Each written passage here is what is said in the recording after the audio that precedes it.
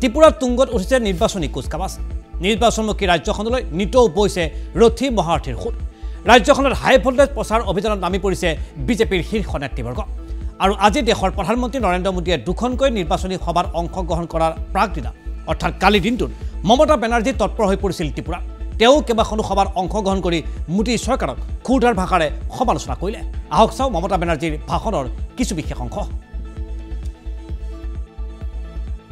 double engine তো দিল্লিও ডুবিয়ে দিয়েছে তো ত্রিপুরাকে কি করে বাঁচাবে ডাবল ইঞ্জিন সরকার ইলেকশন আসলে ওদের দেখা পাবেন আর ইলেকশন না থাকলে তোমার দেখা নাই গো তোমার দেখা নাই আর কোনো পাত্তা পাবেন না তার কারণ তখন ওরা উধাও ইলেকশনের জন্য জান প্রাণ লাগাবে ধনে মানে প্রাণে আর আমরা তো বাংলায় বলি এখানে সিপিএম কংগ্রেস অ্যালাইনমেন্ট রয়েছে আর বাংলায় জেনে রাখুন আমরা বলি রাম বাম শ্যাম জগাই মাথায় গদাই বিজেপি সিপিএম আর কংগ্রেস তিনজনে এক হয়ে আমাদের বিরুদ্ধে লড়াই করে আমাদের বিরুদ্ধে প্রার্থী দেয় লজ্জা করে না ত্রিপুরায় একরকম রাজনীতি আর বাংলায় আরেক রকম রাজনীতি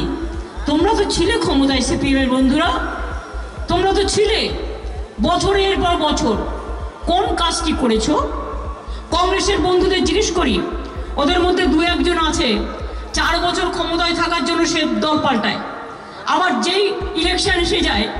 আবার তখন আবার দল পাল্টায় কারণ তাকে চিরদিন ক্ষমতায় থাকতে হবে সুধীরদারা আগে ছিলেন তখন আসতাম অনেক পরিচিত আমার ছিল আমি এখনো অনেককে চিনি সুতরাং এই হচ্ছে এদের অবস্থা দল বদলু সব আগের বার হয়ে গেল সব বিজেপি সিপিএম এর কমরেডরা এবার সিপিএম এর কমরেডরা আবার বলছে আমরা লড়ছি কি লড়ছো বাবা